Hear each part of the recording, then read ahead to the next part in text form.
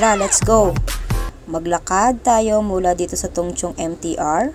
Diyan sa likod ng City Gate. So, ito yung escalator paakyat ng cable car. So, dito lang tayo sa likod dadaan. Sa may highway, tatawid po tayo dyan. Ingat lang po, left and right. Tingnan natin, baka tayo mabangga.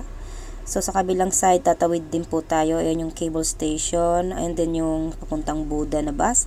Dito po tayo sa may side na to. Hanggang ma-reach natin yung doon sa dulo sa may toilet, sa footbridge. So, akit po tayo dyan sa footbridge na yan. At makita nyo naman dyan. Sa kabilang side na yan, dyan tayo maglalakad. Along the highway po, straight lang.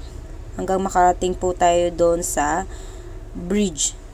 So, mula City Gate, itong road na to, hanggang dun sa dulo lang, matatanaw nyo na po dito yung cherry blossom. Ayan.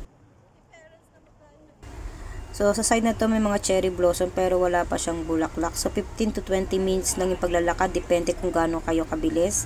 At sa side na to, mayroon pong mag-guide sa inyo pagtatawid kasi nga po wala po siyang pedestrian lane talaga.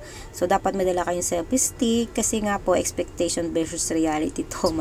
So, enjoy po dito sa cherry blossom. Punta na po kayo kasi 7 to 14 days lang ang tinatagal po ng bulaklak.